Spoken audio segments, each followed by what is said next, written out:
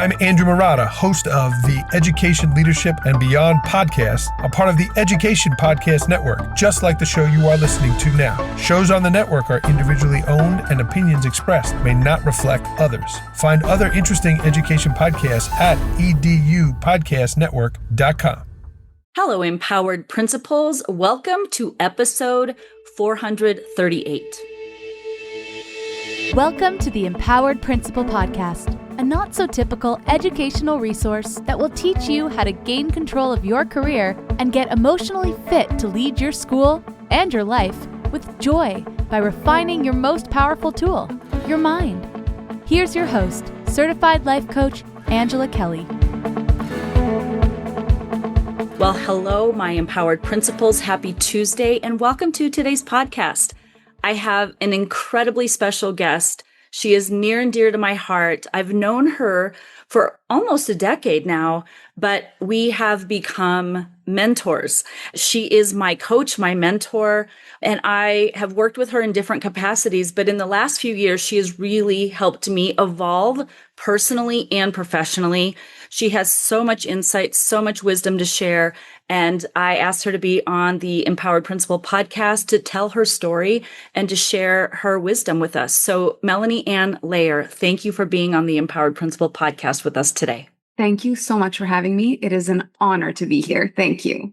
Oh, it is my delight and my privilege. I would like to just ask you to tell a little bit about yourself. So some of the listeners may not know who you are, and you have a beautiful story, a beautiful journey, especially as it relates to your educational experience and how you were able to create success in your life in a more non-traditional way. And I would love for you to tell that story. So let the listeners know who you are and your journey. Okay. I'll go intuitively. There's a million ways that I can tell the story, that I have told the story, because depending who I'm speaking to, there's different points that matter. But I think for this, one thing that maybe is important to know is that both of my parents came from families that did not have a very solid education. And their parents struggled very much to help them have the lives that they could give them as best as possible. And they were not easy lives. And so both of my parents also did not have the, greatest education and wanted that for their kids more than anything in the world. Mm-hmm. And so from being very young, this is what I knew my parents wanted from me. They wanted me to go to school. They wanted me to get a really good education so that I could get a really good job, so that I could be safe, and so that I could have a life that was better than what they feel they could provide based on their limitations. And it was very difficult for me because very soon in my journey in the education system, I felt like I was not good at that.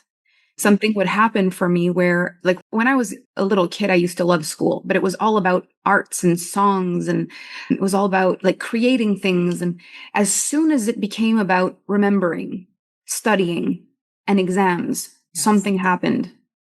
It's as though no matter how much I would study, I would get to the exam and everything would just exit my mind. It didn't matter how many hours I studied. It didn't matter how hard I worked. The minute the stress of this is the moment hit me, my brain would wipe. And I feel like this got increasingly difficult as my parents were also going through some really difficult times at home. I was the big sister, and so trying to help my parents out as much as possible with the babysitting, and sooner or later, my dad actually asked for financial support. And then I ended up getting a job. I was helping kids at my school study and do their homework after school and learn English, because one beautiful thing, I'm French Canadian. And so I went to French school. All my friends were French. My dad is from Quebec and my mom is from England. So I always could talk in English with my family, with my mom, but I didn't really have any kind of education in English whatsoever. And my mom was so excited to send us to private school because there was an English curriculum, even though it's in Quebec, Canada. And she was so excited for us to learn English. And I'll never forget the first English lesson I got. My mom was like, "What did you learn?" And I was like, "Pizza toppings." Oh, that's cute. She was like, "You learned pizza toppings?" And I was like, "Yes." And so I really did not get an education in English whatsoever. It was the kind of spoken English you would speak at home in a bilingual family. And so I kind of started a business where I would help kids finish their homework and study for their very simple, basic English. And I was able to help my parents as they navigated some really difficult financial times with that job. But with taking the financial responsibility on as this, 11, 12-year-old kid. And then after my job, I would take my brother and sister home, we'd take the late bus, and then I'd cook dinner for them and help them do their homework and then put them to bed. And so my life wasn't really about me, it felt, but yet it was measured like it should have been. So whenever I fell short, everything I fell short in were the things that I knew I had no control over, which was the exams, the schools. It didn't matter how much I studied for myself. It's the minute I sat in front of the paper, it all went away.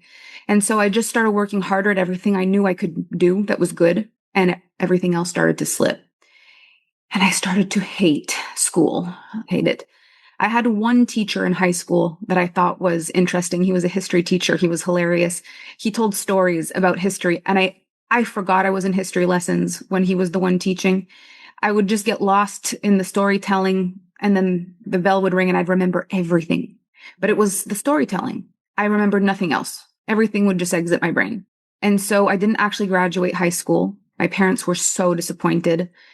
And it was so painful for me to have done so much to support them and for me to still feel like they were disappointed. It just felt like I'm out.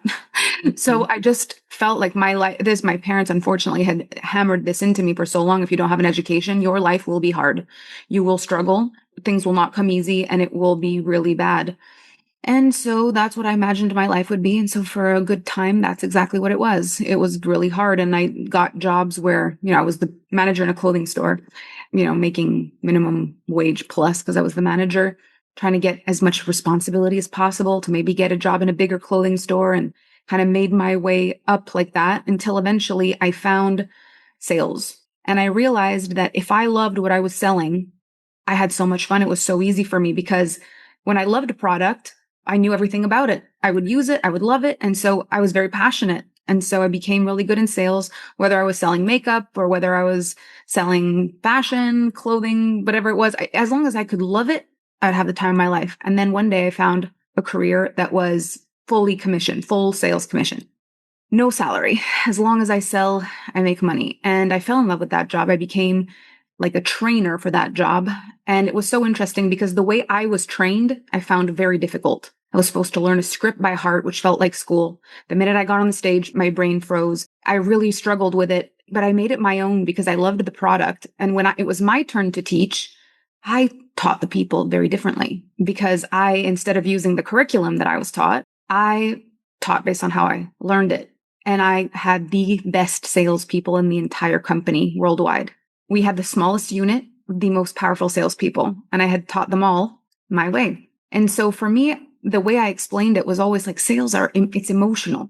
You've got to connect to it like the lyrics to a song. It's art. Like people have to feel, even when we're selling, no matter what the product is, it's got to feel like something. And so everything became more emotional for me. And I realized that my mind, my brain just did not really work with the whole like logical way of doing things. And so I just decided I was not meant for the school system, but I could succeed in sales outside of that. And I got all excited and I brought this boyfriend I had into the system with me. And, he became the manager. He organized everybody. I was the trainer. I trained everybody. And then that relationship was terrible. So it eventually broke apart and he sabotaged that opportunity for me, unfortunately.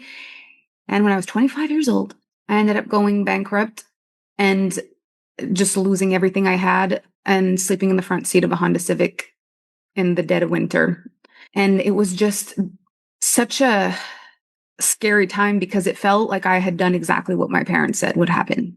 Mm-hmm. Like they had said, if you don't get the education, you're going to struggle. Everything's going to be hard. Everything's going to fall apart. And then it did. And so it was so difficult for me because I also knew I was not good at it. It was as if I had nothing else I could do because going back to that was not an option. I was 25 years old now, already so sold by the fact that I was incapable of that. And so what ended up happening was somehow I decided to do some personal work on myself. And the kind of studying that I was doing was all emotional studying. It was all coming from belief systems and like the mental aspect of who we believe we are as people, leadership, communication, emotional intelligence, processing emotions. And I realized that was in fact a really big issue of mine. And one of the reasons why exams became so overwhelming is that my brain, when it gets over emotional, stops being able to function with logic. And so I was able to strengthen my emotional system. And all of a sudden, I was able to remember things.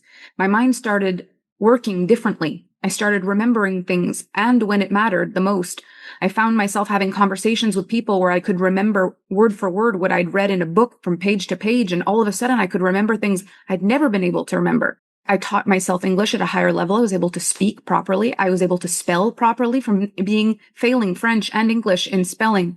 All of a sudden, I can speak, I can write. I found passion for something. I attached emotion to what I was learning, and suddenly there was a different version of me that emerged. And so I, at first, was supporting people in learning emotional, relational, leadership, just learning from a place of emotion. And it was extraordinary, the results I was seeing. And eventually I started merging sales to that.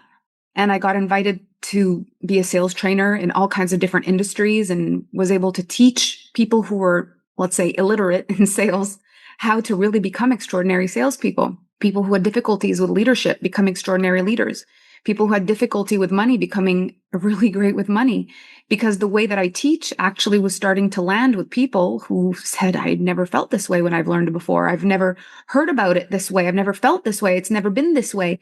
And I felt really empowered by that, because suddenly it's as if everything that I had been through was for something, was for me to develop this new way of teaching, was for me to develop this new way of relating back to people. And so over time, I've met some incredibly important people in this world, people who are part of the education system, important people like you who empower principals and the school system and who have a really solid impact on the educational system, who are hearing my story and are saying, you know, things are actually changing or do need to change. And we've already started pivoting and we're already seeing these certain things. And I've been able to have my hand in some really important conversations that I believe are already shifting things in the world. And that's such an incredible thing, because from going from someone who feared that without an education, I would never amount to anything, to being someone who basically created my own understanding of how to educate myself, to then eventually having an impact on the educational system. That is a really important arc and something that I am very excited by, something that I think is so wonderful that we're able to even have these discussions, because I can just think of that young girl going through all this emotional turmoil. Had there been an adjustment in the school system for me back then, I may have had a decade of advance for my life. You know, I may have not needed that decade, but then again, I may end up being a part of why things change, and then have been an investment of 10 years. I'm all about that. That's wonderful. It is an incredible story, and it is a story that belongs to many children, where the institution, as well intended as the individuals are who are in those classrooms and who are leading those schools and those districts, they have great intentions. They love kids and they are there for the right reasons. However, the system itself is structured in a way that has created a very specific way of learning to a specific type of learner in a specific type of environment. And so we've pigeonholed, you know, who basically goes through the, you know, the threshold of success and who feels like they will not be successful because they don't have the credentials or the certifications, the, you know, the graduation diploma, those kinds of things. And we have, you know, created a narrative where it's all or none. It's this or nothing. And you were able to break free from that narrative, which was, if you don't have these degrees and you didn't graduate and you didn't go on to college and get this particular degree in sales, for example, then you wouldn't be successful as a saleswoman. And here you are as a multimillionaire in sales, professional development, personal development, developing people and teaching them in a way that is so relatable and so understandable, because it's visceral. It goes beyond a textbook and a curriculum and a pacing guide and a test that we are implementing as forms of measurement in our system. This goes into internal dialogues and internal identity and energies that allow us to connect with people and with concepts in a way that allow us to progress in multiple ways. Like, there are endless facets to learning when you are tapping into the individual and into their talents, their strengths, their own magic. Yes. what I really do love about what's happened for me is I remember when I first started with the whole emotional mindset, leadership, self-leadership approach, my dad said to me, if you want to do this, why don't you go back to university and do it properly? Like, go get a degree in psychology. And I remember just feeling in the pit of my stomach, like, I don't think he understands. I did not go to school to spite you. I did not continue my journey to spite you. I would have done anything to make you proud. I can't. Like, that's not it. I know it's not. And at this point now, I've been doing this work since 2013. And I think we've calculated just from the courses that I've done, there's like, oh my gosh, like tens and tens of thousands of hours of me speaking on camera in the last 13 years. That doesn't count the one-on-one calls. It doesn't count the in-person things. It doesn't count.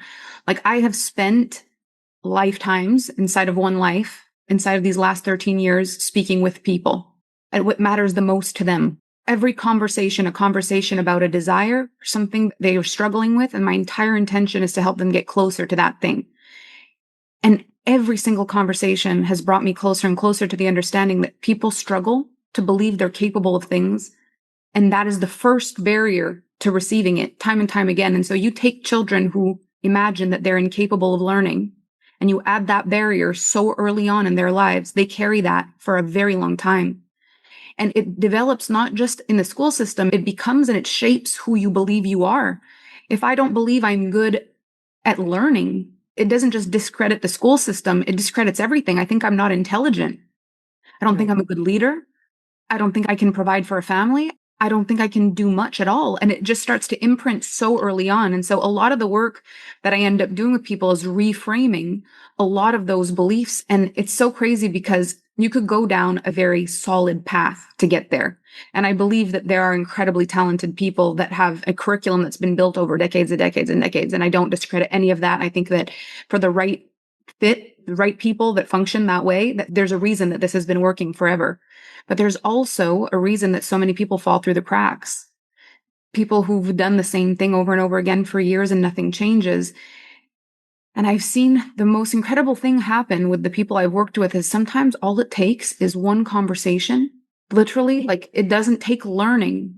It takes being spoken to like a capable person, which is so wild because that seems like the simplest thing. But for someone who's been spoken to like they're incapable for most of their lives, it unlocks something that's quite extraordinary. And so what I'm working on and what I'm excited about for the future is to really see that there are different people who learn in different ways. And it's not the way that existed up until now is the best way. And everyone else needs an alternative way because they're incapable. It's more like there was only a way created for one type and the rest of the world kind of deserves other types, not as an alternative because we're incapable, but as a priority because that's what's best for us. Because I do think that being taught something as an alternative also gives us a sense of, I need special treatment because I'm not smart, instead of what's your preference. And I can only imagine had I, growing up, if I would have known like, what's your preference? What do you value? How do you learn best? And it wouldn't have been this is good and this is bad. My beliefs about myself would have been completely different. And so I've built a huge company and, I help people with things that I should probably have a psychology degree in order to help someone achieve that, but I haven't needed that. A business degree in order to be able to help someone do that, but I haven't. A finance degree in order to help someone do that, but I didn't. Like, there's even writing, speaking, like so many things that I would have needed to go through the school system in order to have the credentials, I just put in the hours, like more hours than I wonder where I got them sometimes. But in doing that with all of my heart, what I've come to realize is that there's just many different ways to learn. And there isn't one that's better than the other. There's just one that's better than the other for me. And there's one that's better than the other for you. And it isn't like if your brain doesn't function with this, you're not capable or you're not adequate. And I do believe that in the way the school system has continued for a long time, that's the belief a lot of students are left with, is that if they are not adapted to the way, even if there is an adapted way, it's adapted because they're incapable. And it starts so young. Yes, it is the identity that gets built around the identity of a student and who you are as a student. And when you learn in kindergarten, in first grade, that you are behind grade level, right? People will say you're below grade level, you're performing below the line. Yeah. You build this identity. I'm not a reader. I'm not a writer. That means I'm not literate. That means something's wrong with me. And now we put you into intervention. And that confirms, because now you're separated from the mainstream, that something is wrong with you. And then you and these children belong here and they belong there. And they're going to continue on and you're going to have to be held back. And so you can learn in the way you were meant to learn, but that way isn't the mainstream way. That's how the system is set up currently. Mm-hmm. And obviously my mission is to evolve that, is to expand that, and to enhance learning for all, and to expand the purpose. And really, I feel like we are at a beautiful time in education, because life is asking us to ask the question, what is the purpose of education? And what is it for? And who is it for? And we have the opportunity to express ourselves in ways that isn't just the mainstream anymore, and to not throw away. I love when you say you don't have to throw out the old paradigm to create a new one. Mm-hmm. The institution of education itself has roots, and it's founded in those roots. And instead of trying to throw that out or to work against it, because what's happening now with kids is they're either like, oh, I'm a student, it's meant for me, and I go down this path, or I'm not a student, so what's the point? I'm being required to come to an institution that has told me I'm not capable of doing the required tasks and to learn the required information, so why am I here? And then we get into, well, attrition rates, and we get into, attendance rates. And now we're struggling with getting kids to want to come to school. And what I hear you saying is, if we were to open ourselves up as educators into just exploring these different concepts at a more individual level, that we might be able to tap into identity work at a very young age and reprogram, well, not even reprogram, just not program them as non-learners.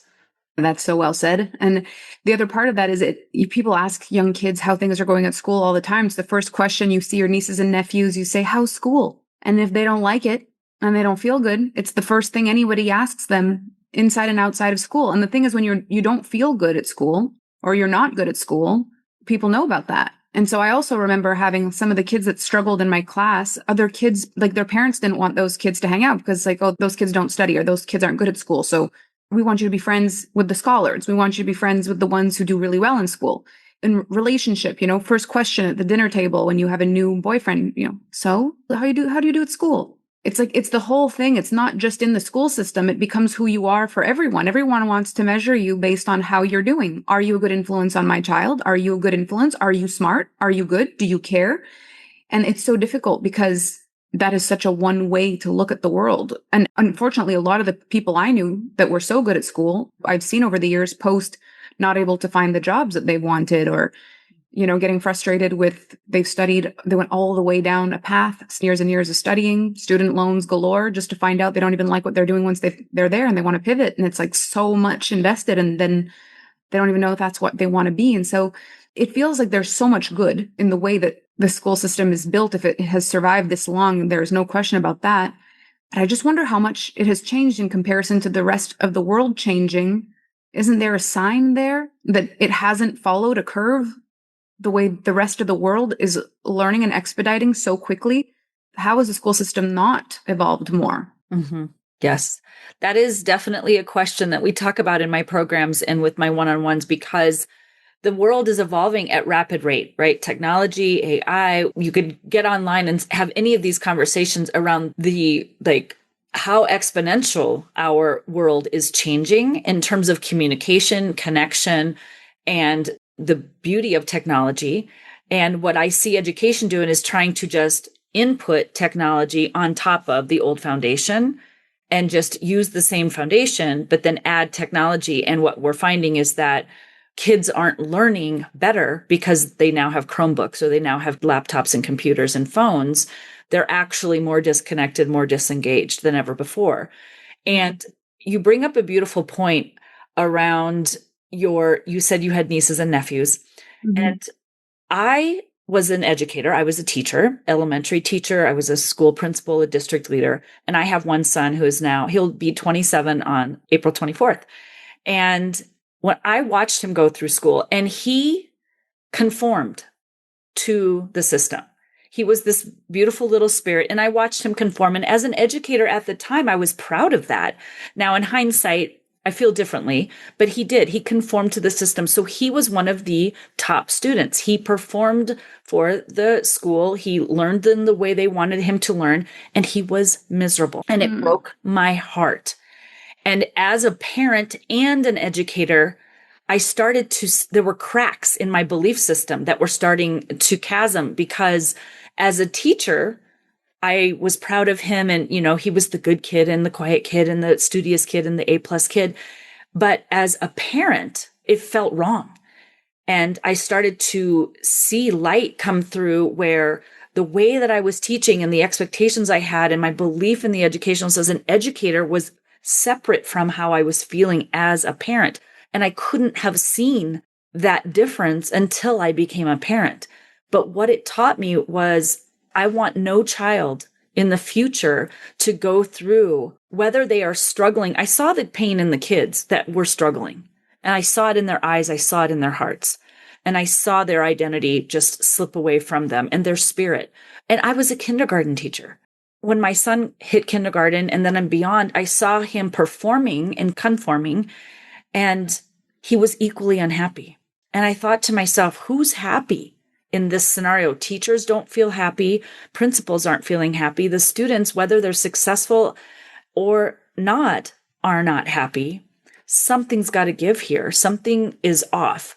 And that's where I found this work in terms of the energetics of leadership, the energetics of learning, the identity. And you have really impacted my work as an educator, because you've expanded the way I think about leadership, the way I think about teaching and learning. And my mission, my heart is for the children of the future. I do not want my grandchildren one day, should I have them, to have the same experience that Alex had and that I had and that you had and that millions upon millions of people have had through our school system. So when you think about your nieces and nephews, Melanie, and they're so precious, and you think about them entering into the current system, what is it that you wish for them? What is it that educators might be able to bring to enhance the experience and the identities of students moving forward in our current system that would enhance their experience as a student? So I'm going to give you multiple answers. Great. What I hope for them the most, from the bottom of my heart, is that their journey at school is the least important thing about them, and that they know that. I hope that they find a way to love it and that they make it through and that they enjoy learning. But I hope that in their lives, people ask them about their favorite color, about their friends, about what they love, about that they laugh with people, that they make memories with people. Like, I will never ask my niece how school is going unless she wants to talk to me about it. I ask her about everything else about her life. I know who she is. I don't know about her school life, but I want to be the one person who never asks her about that. On the odd chance it's not her favorite thing, she'll have one person that does not care about that. Like, I want there to be more people in children's lives that do not go the easy route and only know about the kids that they love based on what grade are you in now? And how do you like school? What's your favorite topic? Are you good at school? Do you like school? Do you have a lot of homework? Like, I wish for them a world where people care about them as people, even as children, more than they care about how they're doing at school. That's the first thing I care about. The second thing I hope for them is that they get teachers who chose this profession because they genuinely want to make a difference. Not people who chose it because they would get a really great maternity leave. This is speaking from Canada, or people who get the summer off and it's convenient when you have kids, right, or people who like the schedule, or people who think, well, this is the only thing I can do based on the education that I have. I hope they actually get teachers who chose this profession because they wanted to make a difference. Brave, bold people who are looking to make every school year better than the last one because they're learning something with what worked with their last group of kids and what they can improve. People who actually care about the profession itself. I hope that for them. I also hope that there are people developing new curriculum, people creating new ways, that it's going to evolve for them, that they're going to see a different school system than I saw, that they're going to tell me about things at school because they want to tell me. And I'll think, oh my gosh, I'm so happy. This sounds so cool. I wish I would have had something like that. I wish that for them. And above all else, what I really hope is that they develop skills outside of school, so that if they do ever find that this system does not work for them, that they do not worry, that they pivot and they go be extraordinary, because it's not the end. No matter what happens, it's not the end. There is another way. Whether kids find that out in the school system or afterwards outside of it, there's still another way. And so my hope is that they find that if that's not the way, and if it is the way, that they have the time of their life, that they love it, and that they evolve into what they want. But those are all the things I hope for them. That is really the humanity of education. It is bringing humanity back into the field of education and not letting curriculum companies and testing companies be the dictator of who we are, why we're here, what we are doing, how we are doing it, how we are progressing and developing humans. We are in the business of human development. That's what education is intended to be. And it has become, I know there's many influences, external influences on education that have educators pressured. But I love that you brought this up, because I can only imagine we have some listeners out there who are tangled right now. They got their knickers in a knot and they're upset because you're saying school's not the most important thing, when educators have been taught to believe that education is the most important thing. And you're also saying education's not the end all be all. If this doesn't end up working for you, there are alternatives out in the world. You don't need the degree. And I think we're seeing that now with the invention of the internet and YouTube, and you can go online and learn just about anything from anyone, anywhere. Is it as curated? Probably not, but that's probably the point, is that it's not as curated, and that you have choice and you have a voice in how you learn and who you learn from and what you learn and the topic and the way. And I think that's a beautiful thing. So it invites us school leaders, I'm speaking to you right now, it invites us school leaders to open ourselves up to more than just what currently is, to expand ourselves as leaders, to lead us through the change, and to be open to the conversations we're having around the energetics of leadership, the energetics of teaching, the energetics of studying and learning and being a student. I teach a lot about identity, and I learned that from Melanie, my own personal identity as a coach, as a mentor, as a professional development expert, and a mentor for school leaders. But I speak to that also in terms of the identity of teachers and students. And we don't have to buy into the one identity, which is, this is who I have to be as a principal, this is who I have to be as a teacher, and this is who I have to be as a student. And if it's not that, then I'm out. It doesn't work for me. I think that we are the people who are in charge of the experience that we're having, and that we can create that experience for students, keeping in mind our own experience as educators, and bringing back the humanity, as you discussed, in that this one curriculum isn't the end all be all. This one class isn't the end all be all. I've had to tell teachers, you're not going to save every student, but luckily they have 12 more teachers along the line. So looking at education more expansively, it's not this one grade level, make it or break it. It's not this one teacher or this one class. We are a collective. We are working together. We are teaching and learning together. And we are developing as children and as adults, because the learning doesn't stop at 18 when you get the diploma or not and walk out the door. The learning continues on. And this is an example. And Melanie, this is one of the reasons I asked her to be on this show, is that she is an example that is outside the box, that is outside traditional education. And she is an example of what is possible for children who aren't currently working well in the current system, but educators out there, the ones whose hearts know there's something more in teaching, know there's something more available to provide for students. And for leaders out there, you're listening to this, hearing her story, knowing that there is more we can do. We do have more power than we think to influence and to have impact, and to not allow school to only be one narrative for one type of child. And Melanie's story is the perfect example of that. There are students out there who've gone all the way to PhD, like you said, Melanie, and they're very unhappy. So can you discuss a little bit about the work you do around leadership, energetics, relationships, communication, and how you would see that integrating into a system that is founded on its current foundation, but bringing this into the current system to enhance the experience for both educators and students? Well, I want to address one little thing you said first, and then I want to answer this question because I wouldn't exactly answer it the way you asked it, and I want to explain why. So first thing I also want to say is that because of the way the school system is created right now, when you said, a lot of the teachers, they can't save every child and they get really attached, like they want these children to succeed. I do think that the other part of this is it's very difficult for teachers when a student is failing or when multiple students are failing, because it's like their job is to make sure that the kids go through the curriculum, but it doesn't empower teachers to pivot much. It doesn't give them the right to say, hey, let's change all of this. It's like, this is the way. And if the way isn't working, I still can't change the way.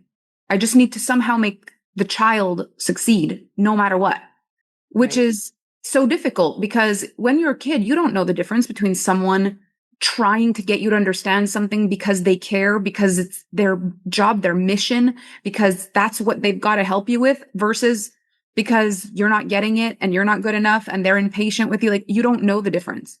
And so I do think it's also increasingly difficult for teachers when they don't have access to anything to pivot to, because only having restricted access to certain things, and it's like, these are the tools, make them work. That also becomes really draining, especially when you know the responsibility. If it feels like you're responsible for a child's upbringing, almost like a lot of these kids, they're spending most of their waking hours and most of their supportive hours with a grown-up in a classroom. And for a full year, these teachers care about these kids. They want them to succeed. And when the kids hate the topic or don't like school or don't feel good there and don't want to listen, that is exhausting for the teachers. And they're not really given other options. So it's also something to recognize. This isn't like what is the problem? Is the problem the students? Is the problem the teachers? Is the problem the school system? And I think that this is where the answer to your next question comes, is that I really believe that the issue is that there is no long-term vision collectively happening with all educators. There's a lot of it is trying to fix what's happening and that doesn't work right now. And I always talk, no matter who I'm working with, whether I'm speaking to the head of a huge organization or whether I'm speaking to someone who's running a smaller organization, it's always about the grander vision. You've got to go out as far as you can first and then change things that are possible to change sooner. And then other things are scheduled for a few years from now, and then other things a few years from now. But I think that anytime I have a conversation about the school system, what people are hoping for is something that they could do right now. And the fact is, we can make small adaptations right now, but I don't actually think that's what's going to change everything. What's going to change everything is people who've been doing this work for multiple years, who've had so many students, who have so much wisdom, who know so much about the school system, coming together and saying, what do we want to see in the next decade? And in order for this to look like this in the next decade, what can we change in the next 5 years? And for that to be there in the next 5 years, then what's our 3-year plan? And then what's our 2-year plan? And then where do we want to be by this time next year? And I don't think we can change the school system just by saying, what are some small adaptations that we can make right now? I don't know that we can get to where we really want to go, making tiny little shifts. There needs to be a question like, what is the way that's missing? And I have contemplated this because I've watched so many people come into my work swearing blind that they can't do this. I can't, I'm not meant for this. I'm not good at business. I'm not good at money. I'm not good with people. I'm not good at this, becoming millionaires within a couple of years, sometimes in a couple of months, because there's something that happens when you start actually working with the brain of a person that works in an emotional loop. And so what I found is that the people who have a mind that functions in an emotional loop, what does not work is to have many different topics of conversation in the same day. That doesn't work. This is like, just look at humanity as it is. What is the number one thing people do? They get stuck on social media and they scroll nonstop, or they watch Netflix nonstop. There is a large majority of the world that the way that they do best is in a momentum loop. It means that you've got to create a meaning, and that meaning has to have something that comes next and something that comes next and something that comes next and something that comes next that all makes sense and it's all connected. And so I've thought about this before. What would be the ideal for a person like me, a mind like mine?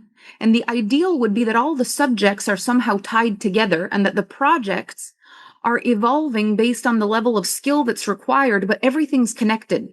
So something that would be, for example, in the first year, you're going to be learning how to make a recipe. Well, in order to be able to learn how to make the recipe, you have to understand the history of where it's from. What country does it come from? You've got to understand why those ingredients come from that country. So now you understand the country a little bit more. There's reasons to do the research. There's reasons to see what it looks like. Then what type of climate that food grows in or whatever it is. And then, okay, how do you make it? Then math.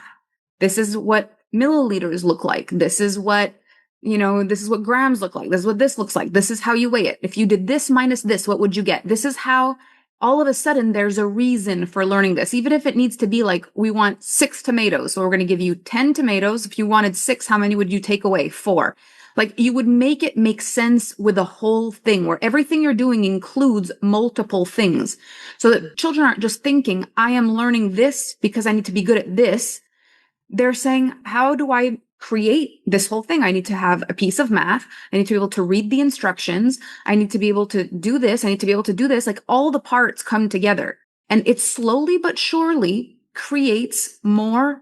I care about this. There's more connection to everything you're doing as you're doing it. Then eventually maybe you learn how to bake. Then maybe there's a bake sale. Then you decide how much did each ingredient cost and how much time did it take? And then how much should you charge for each thing? And then maybe there's a bake sale and how much to wrap. And then they make their own little logos in art school. And then how much money did they make? And then they count the money. And then how do they put the money away? And then eventually maybe they've got to figure out how to get an apartment one day. And what does it look like to have a credit score? And what does that look like? And what does it mean? And everything's connected. And so year after year, all the projects are connected through a multitude of subjects. And so I'm learning about new places in the world, not just because you're showing me a map and you're saying, what's that called? What's that called? I'm saying, oh, I didn't realize that, guacamole is avocados and this particular recipe of avocado is from Mexico and that this exists there because there's sunshine and this, like, I didn't know that. And when I do know that and I know how to make guacamole and I know exactly how to make it, I know how to measure it, I know why it matters, I feel excited to talk about that because it's an emotional thing. And if my family ever went to Mexico, I'd be so excited because I know about all these things. And so it's connecting things because when I see kids now, play games, like adult games, what they love the most is all the connections. How does it work? What does it mean? They know all the characters and all of these shows that they watch. They know all of the things. If it matters to them, they remember it.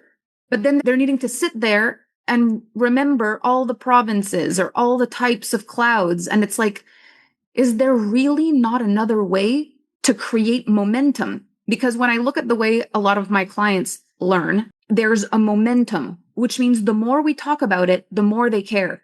The more we talk about it and the more they realize it touches other parts of their lives, the more they care. The more we talk about it and they realize it impacts more parts of their lives, the more interested they are to read about, learn about, hear about the other parts that are coming next if they complete this piece. Now they're like, okay, this is done.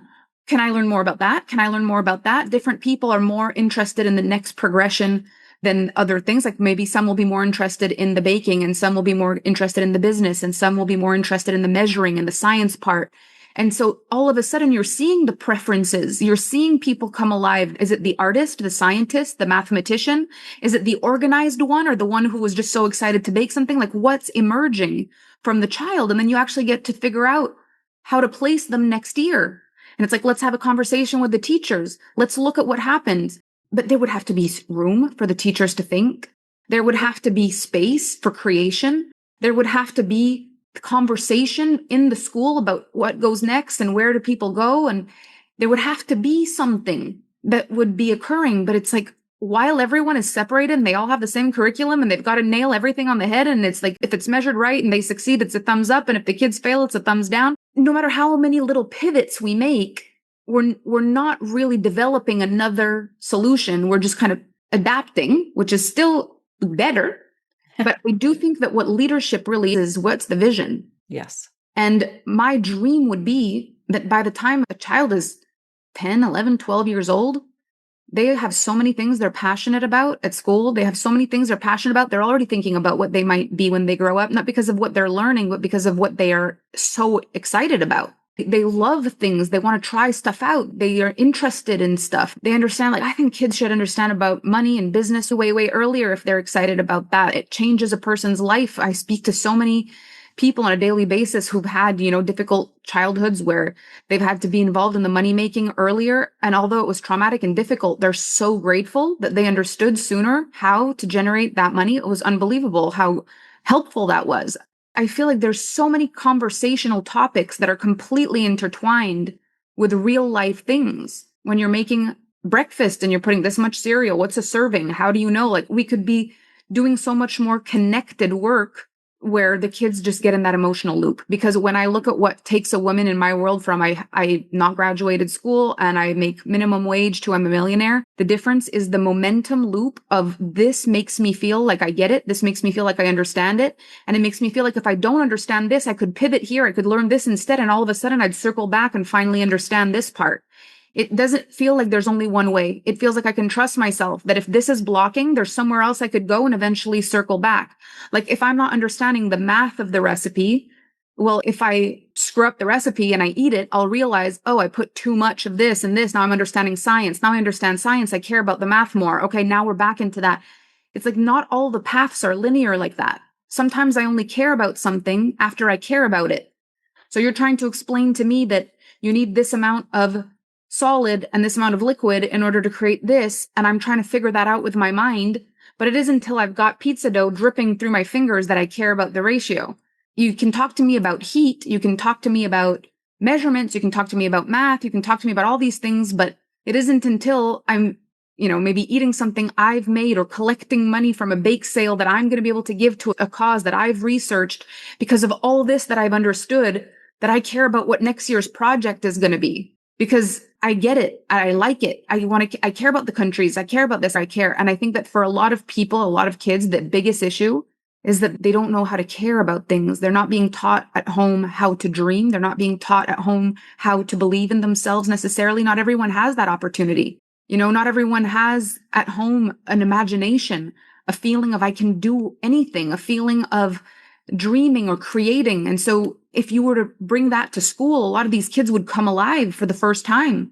A lot of the kids that go to school just learning, they're lacking a passion of any kind anywhere. And then they're just trying to be given information. It's not landing. Some kids are so happy at home and they're overflowing and their parents have time for them. They say, tell me what you learned. And they have so much fun and they take them and they travel with them and their mind is full and it's an imagination overload and they already understand about so many things about the world, and you add education to that and it's just an overflowing thing. But for other kids that feel a little empty and not important, you add an education with a grading system, you don't realize how dull their life is, what's missing. And so if there were a way to add more emotion, more connection, more care, more imagination, more creation, more responsibility, a lot of these kids would come alive and be some of the most extraordinary learners, but not scholars necessarily, artists, scientists, innovators, visionaries.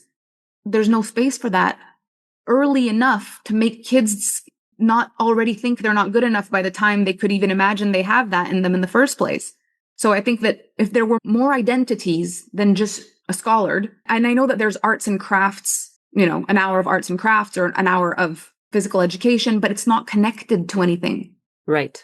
So if in a school project, making the little logo that goes on the, baking muffins that you've made, and you made the most beautiful muffins and the most beautiful logo, and at the end you sold the most because you had the greatest sales skills and you made the most beautiful looking cupcakes. Like, wouldn't that be awesome for you to know at 7 years old, when you've struggled with making the recipe and you've struggled with everything else, that you're good at that? And it's wild to me how rapid things start to move when people feel like they can do something. And so sometimes you're just working against what kids are good at, because I think back to myself and I'm like, I knew every single word to the Backstreet Boys and the Spice Girls by heart, but I could not remember 13 provinces. Yes. Like, how do we not question this? How is that not? The kids are capable. My niece, 5 years old, knew every character of Peppa Pig, all of them. Yes. But couldn't count in order. Right. So if we actually see imagination, emotion, care, connection, momentum, a storyline, multiple things coming at once, stimulation, Instead of concentration, Yes. what would we create? And if it were like, what's the 10-year plan? How close can we get to that in 5, 3, 2, by next year? And people came together and said, let's try it. Then we'd get closer to it. And I think, honestly, listening to a podcast episode like this and thinking about it is already a step forward. Even people getting mad at it, because I've had conversations like this that go so well, and I have conversation like this that don't go so well. People are like, you're an anomaly and you were able to, good for you. You did it your way. But yeah, I'm like, cool, except I've trained thousands and thousands of women to do extraordinary things in this way that I'm an anomaly in. So why are we waiting till women are 40 years old? Right. When they could have known they were capable of things when they were 7. Yes. You speak to that so eloquently. And the bottom line I'm hearing is it would be lovely if we stopped teaching in isolation, because what learning is connecting dots. It's connection. It's an emotional connection to create an intellectual connection, an understanding intellectually, cognitively of what is happening in the world around us and why. And when there is an emotional connection, there is an intellectual connection. But when we teach in isolation, it drops off the meaning. There is no meaning to 2 + 2 is 4. Why do I need to know this? What does it matter? And can't I use a calculator for that? Who cares that I need to know this? But when you are running a bake sale and you need to learn how to make muffins and brownies and whatnot, 2 + 2 really matters. But there's a reason that it matters, like you said, and it's the experiential, it's the kinesthetic learning, it's the full body encompass learning that occurs when dots are connected throughout the day, throughout the lessons. And it sounded like project-based learning, where we have a project. There might be smaller projects going on. There might be a larger project that goes for the entire school year. Maybe there are semester projects that are going on. But when there's a project, you're bringing in all of the disciplines and they're integrated together, which creates an emotional connection for the student. And I would venture to say that also brings students together, because now it doesn't matter if you know how to learn in isolation or not. We're all learning together in the project-based learning model and in the connection of and the integration of learning. So everyone's learning with purpose, with understanding, with intent, with connection, with value, because they're now seeing the value of the learning. They want to learn. Like you said, your niece knew all of the characters of Peppa Pig. She saw the value in learning those characters and understanding them and being connected to them. She felt something emotionally versus 1, 2, 3, 4, 5, 6, 7, 8, 9, 10, or doing it in French, however, whatever language she's learning her numbers in. Like, it was in isolation. It didn't matter. There wasn't a meaning to it. No, like my little nephew is 2.5 years old, and he's 2.5 years old. And he said to me this weekend, Auntie Lenny, when I woke up, there was chocolate on the floor like this. So cute. He took his time, but 2.5 years old. Auntie Lenny, when I woke up, there was chocolate on the floor like this for Frankie. And I said, that is amazing. Was there something at the end of it? Yes. Frankie got a book. Frankie got a toy. And he explained to me all the things. And later on we were playing and there was this book and there was these 10 ducks. And I said, there was 10 ducks, and he went 1, 2, 3, 7, 8, 11, 14, 12, 9. And I just thought it was so funny, because who cares? This 2-year-old took his time and explained to me that when he woke up in the morning, there was a trail of chocolates. And when he got there, he had a toy and a book and a this. And then he counted 1, 2, 3, 7, 10, 9, 11, 14, 9. Because that's the thing. What is captivating is what I care about.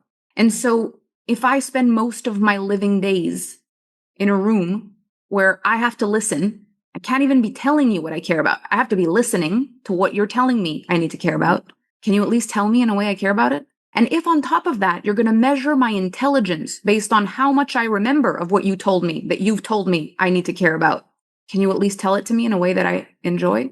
If my entire life is based on whether or not I understand it, and if I don't, and you felt this, and most of the people that came before you felt this, how long until someone changes it, or do we just keep doing it this way? Yes. So Yeah. My real connected feeling to this is that the school system will change when someone says, let's rework the whole thing. Let's try something else. We've already got this one down pat. Like, we've got this one. Whatever stuff is coming up is not because this one needs fixing. It's because another one needs to emerge. You can't fix this one any more than it is. It's like, it's pretty much set. But what else is available? And who knows, maybe in developing this one, even the ones who are good at this might say, kind of like that more. You never know. Right. But I feel like this is a way that also prepares people's brains to be far greater when they come into the real world. Because one of the things I'm constantly helping women with is juggling. They are very good at running their business as long as there's no kids in the house. And they are very good at being organized as long as there's no money problems. And they're really good at thinking about what they need to budget as long as no one's talking to them about something else. Because how we're taught from the beginning is, now we're talking about math. Everyone concentrate. No one say anything. Listen, focus, math. That's not how we need math later. We need math right now. Are the bills going to work? Because math plus emotion goes together as a grown-up, but not in school. And then we wonder why we all kind of struggle with all the things that need calculating. Like, how do we isolate emotion from mathematics and then expect grown-ups to be functional? Because that's not how it works. Like, the topics that go together actually go together. So when you think about even the clouds, you want to learn about the clouds, you want to think about different climates, but you want to learn that why? Like, what does it really matter? Like, if I'm looking outside and it's cloudy, I don't know what kind of clouds are what, but if I want to try to grow a certain thing and I'm like, oh, there's no point in me buying this because this climate doesn't do it because it needs this kind of rain and this kind of clouds and this kind of thing, then it would matter to me. And I'm seeing so many people, like, I bought myself this plant, the plant died, but I'm like, but where did you get the plant? I bought it at the store. They have a million plants. Like, yeah, but where did you put it? Well, I put it in the window, but that's not a sun plant. It's a shade plant because it's from this area of the world where there's, this needs so much sun. How do you know? Well, it's a rainforest plant. You need to water it. How do you know that? Well, it grows in tropical climates. How do you know that? I've been to tropical climates. But grown people killing plants because they're putting like really lush green plants in a corner with no light because they're not even thinking about, this is a plant, I should be able to water it. It's the day, it's enough. But it's like, no, where are you putting it? There's so many things. Like, where am I learning about biology? Where am I learning about the clouds and the mountains? Is in a classroom with no clouds, no mountain, no plants. So how am I supposed to care about any of that stuff? If it is important, then let it be important. Let's have schools have gardens. Let's explain why certain things can't grow here. Let's say we would love to have this plant, but we can't, because if we had it here, it would die. Because let's explain that. Let's have winter activities and summer activities because we explain that in certain climates, we can do some things and not other things. Like, there's so much to learn. And I really do believe that when you become a grown-up and you've got to be able to understand science because you're cooking dinner and you don't want it to burn while you're figuring out your finances and you need math to make ends meet at the end of the month, and you're putting out a report for something or you're putting out an important thing on your website or whatever, you need to be able to think and write and have something in the oven and the math be mathing all on the same day in the same moment right now. But in the classroom, French, English, science, and math are one after the other and nothing interrupts any of them. Mm-hmm. So we have short tempers, an inability to do two things at once. Of course, it's how we're brought up. That's how we're taught everything. Yes. So what would happen if we mixed it? Then maybe we would have people that are able to focus on two things at once. Yes. And the integration, what you're saying is that integration of learning, if we start that from the very beginning, that is who we will become. We will just know, we will become that person. That will be the identity of the student, is that they handle a multitude of information from different curriculums, from, different disciplines, as we say, all at once, which is what life is. Yes. Like, I would love to see, even in physical education, having like relays where you've got to be running through something and you've got to remember the list you were given while you've got to do 10 laps of this, and then you've got to run over there and you've got to climb up there and come down there. And you have to remember the list you went with, because that would be helpful when you need to be shopping with 3 little kids and you're running through a grocery store and you've got to remember the milk, the oranges, the apples, wouldn't that be helpful?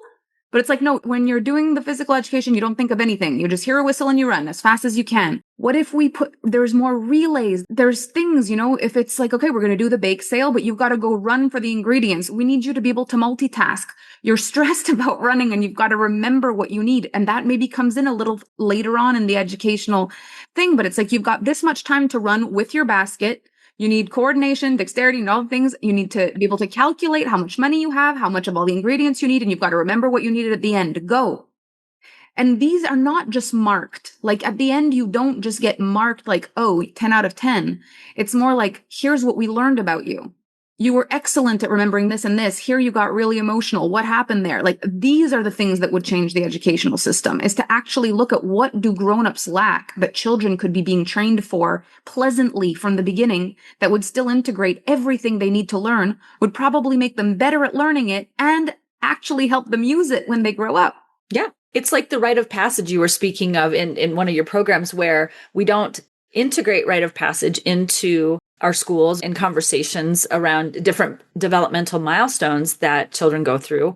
But I think this is one way to actually celebrate it and play with it a little bit and have fun, because how much more fun is it to go through all of those and have to go to the mark and remember, and okay, what did I remember? And I loved when you said the question about, we're not getting a mark of 10 out of 10. We're looking at, here's where you excelled. This is what was, it felt natural to you. And this is where you got emotional. What happened? Because that requires that identity reflection of what was going on for me personally, that, not in comparison. You're not saying little Jenny passed the test and you failed the test.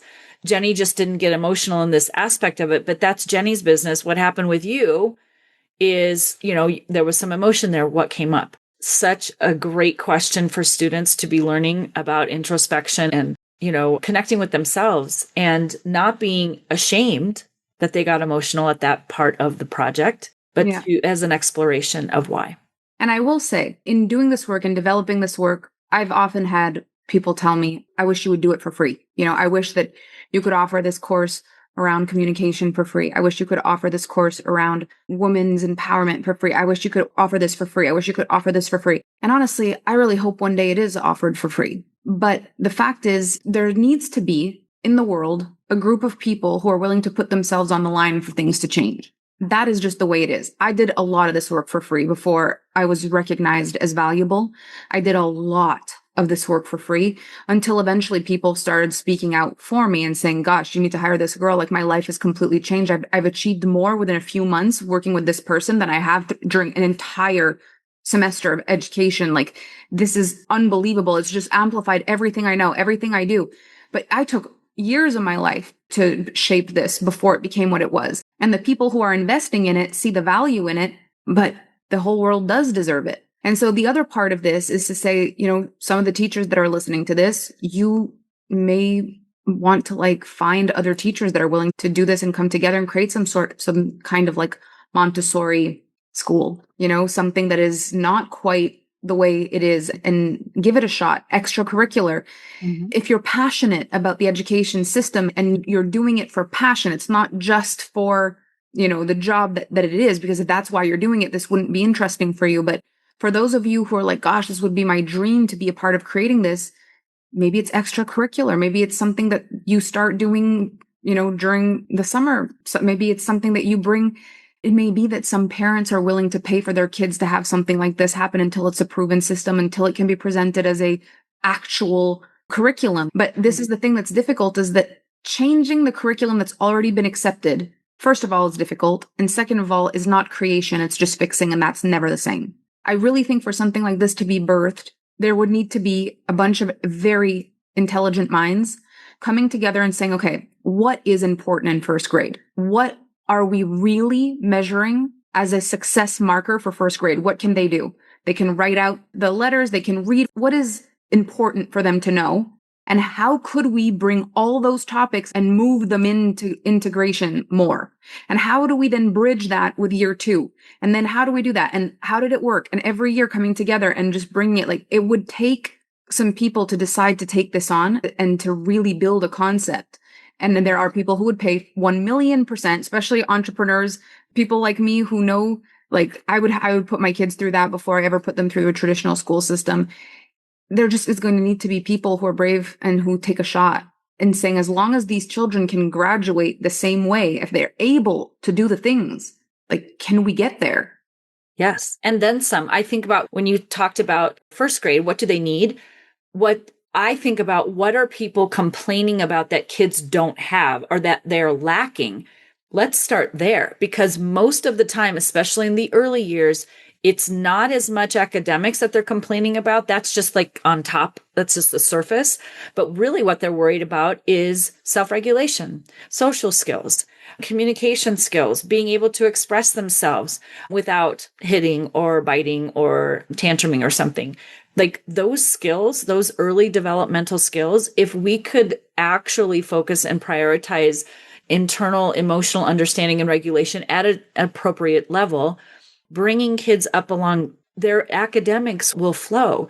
But we are fighting against a system where they're expected to grow intellectually and academically, but there is no curriculum and understanding of or modeling of emotional regulation, emotional connection, and self-discernment, and then building up an identity as a student, as a teacher, as a learner in our system. So when you speak about the integration, I can see puzzle pieces. I think of like kindergarten, they're putting together pieces of a puzzle. And instead of giving them one piece and saying, understand the big picture with this one piece, figure out the rest, you're saying, let's work together to build the puzzle so we can see the vision all together. But then that kindergarten, it's actually just a subset of a bigger puzzle, of a bigger puzzle, of a bigger puzzle, of a bigger puzzle.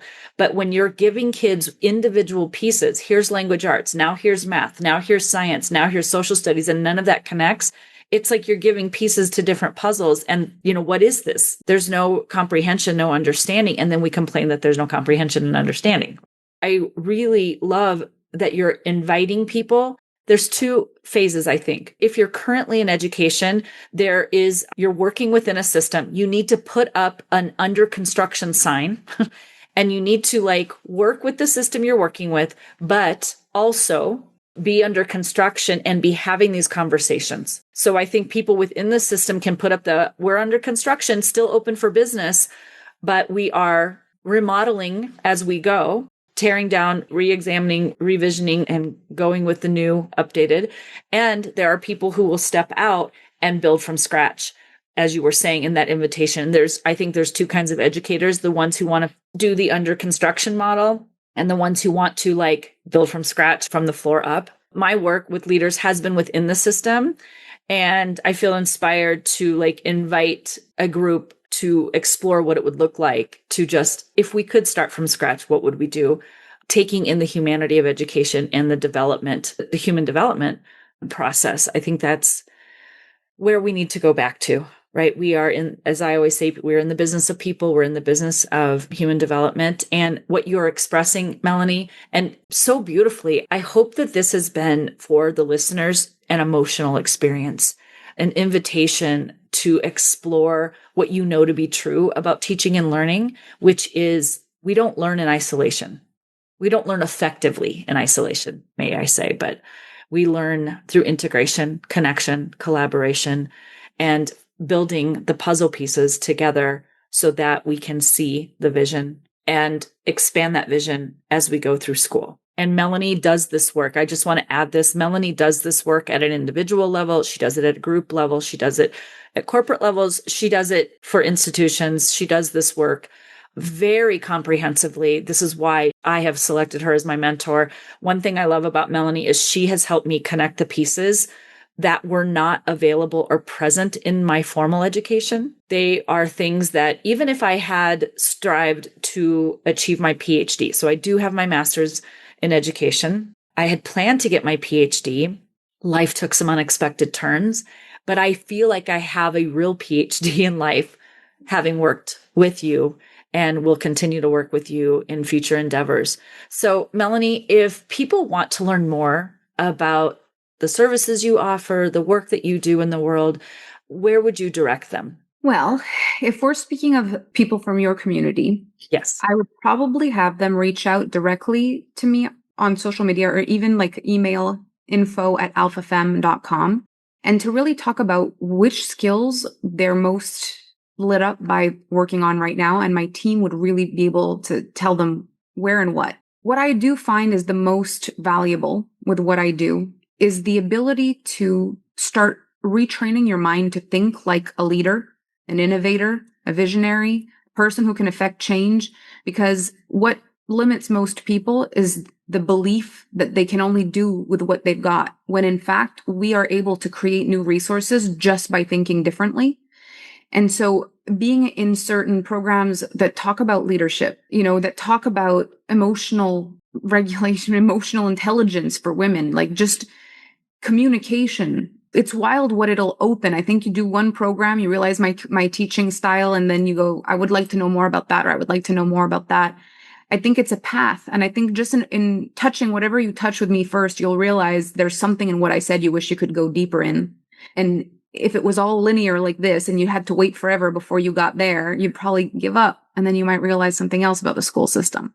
I think it's just coming in and realizing a different way of learning and saying, whoa, just watching other people learn in a different way and saying this, I can see how this is entirely different, and seeing how everything's connected, and it kind of creates this snowball. So wherever you would feel drawn to start, I think, talk about what you care about. You could come in for money, you could come in for relationships, you could come in for whatever you genuinely feel that you care about, and then watch the snowball effect occur as everything I speak about is connected and you just instinctively know what your next move would be.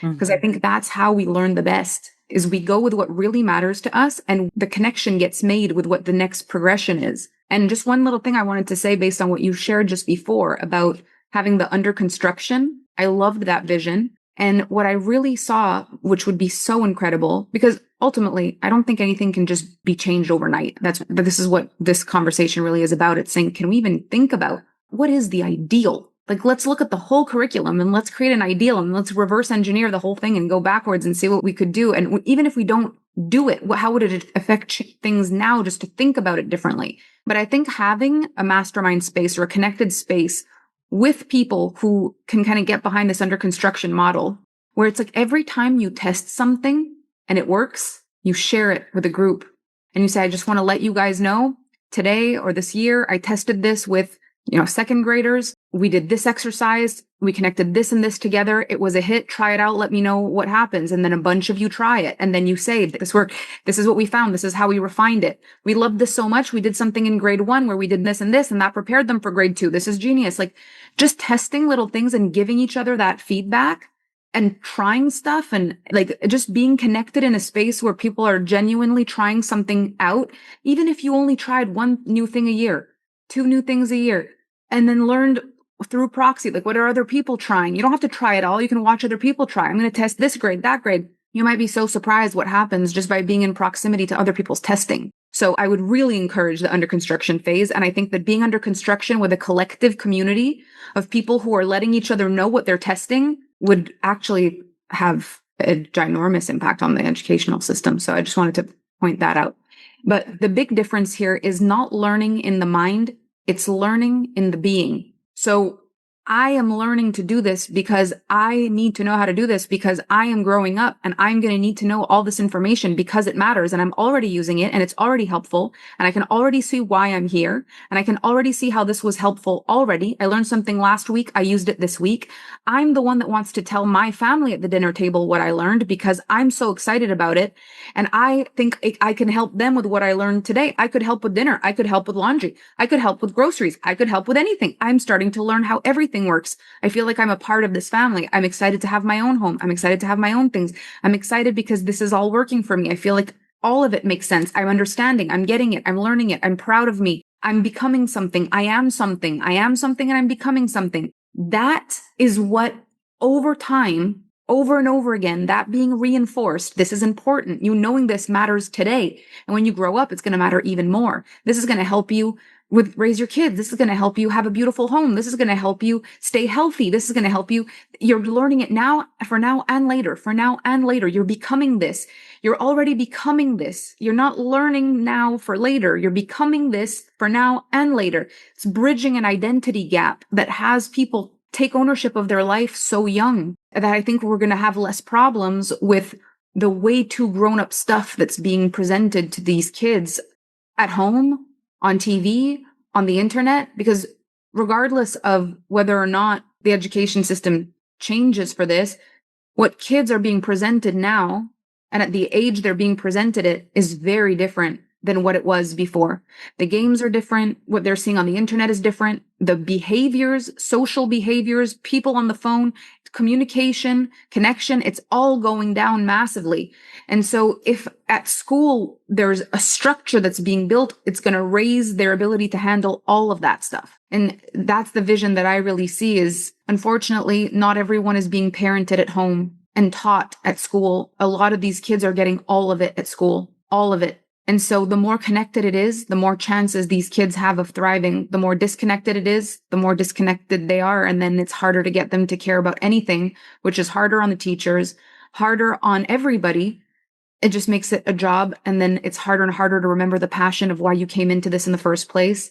It's no good. But if teachers start coming together and creating curriculums that make kids love school, there's going to be a change in how teachers are paid too. I think that as long as this is just a government curriculum, it's being paid based on a governmental allowance. But I think that if this gets developed as something bigger than that, then it will also be paid differently. Like there are people out there that would pay very differently for their children's education. And when enough people are speaking with their money, because this is how the way the world works, when enough people are speaking with the money, that's when the world changes. And this is why I am so inspired and motivated to help women really become stewards of money so that we can move the money where it's supposed to be. Because I do think with enough resources, the education system could absolutely triumph within a few years. We could make such a big change, but we invest differently. Women invest differently. We see things differently. We see what matters differently. We think differently. And up until very recently, most of the power with the money has not been in the hands of women, not to the extent that I am seeing this change occurring now. More and more millionaires popping like popcorn in my world means investing in things that really matter, means being able to give back to the things that need the resources. And so I think this is just a collective vision that all of a sudden being a teacher is one of the most well-paid jobs. But these teachers are not just delivering curriculum. They're genius masterminds that are constantly innovating based on children's behavior. They're like the greatest behavioral analysts. They're constantly innovating and creating. They're connected to each other. They get support. They create a network of innovation there, and they get paid accordingly. And they feel so much more fulfilled.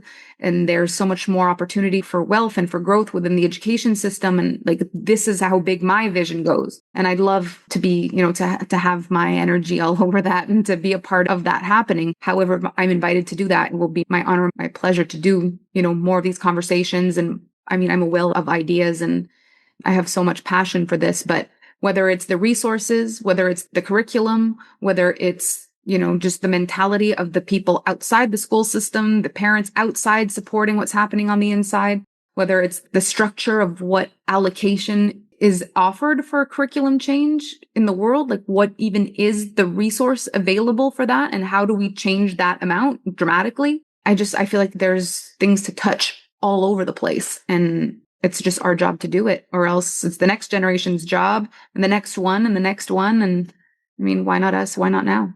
Exactly. I feel that. I feel the vision. I feel it in my body. I feel it in my bones. And this is why I invited you to speak, because your vision is so grand and it is so full of potential. And this is why, for any of you who are listening, I genuinely refer you to Melanie's work. It's so multifaceted, whether you're a leader or whether you're a teacher or a parent or even a student. You might be a teenager out there who wants to learn differently than you have been learning. You want to learn in a new, more expansive way. I highly recommend exploring Melanie's work. There's something for everyone. No matter what facet of life or leadership or professionalism you are seeking to expand or to learn more about, Melanie has it available. So Melanie, thank you for your time today, your wisdom, your presence, your energy, your love, your passion for learning, for teaching, for expanding the experience of education for not just the leaders and the educators, but for our families and our students as well. It's just been an honor to have this conversation with you today. Thank you. Thank you so much for having me. This just flew by. It did. It did. Wow. Yes, this is probably my longest interview. So I am delighted. And we may be having more based on what we just shared today. I feel like this is just opening the door to many more conversations around all of the possibilities that lie ahead for educators. So there you have it, Empowered Principals. This is just one of many conversations to be had with Melanie Ann Layer. She is the CEO and founder of Alpha Femme, and she leads women to be highly successful, highly impactful, and women of influence. And I am just proud to be one of the Alpha Femme members and look forward to working with each and every one of you to expand your school to create impact and leadership influence in whatever capacity you are serving in the field of education. So thank you all. We look forward to more conversations and have a beautiful week. We'll talk with you next week. Take good care. Bye. Thanks for listening to this episode of the Empowered Principal Podcast. If you enjoyed this episode and want to learn more, please visit angelakellycoaching.com, where you can sign up for weekly updates and learn more about the tools that will help you become an emotionally fit school leader.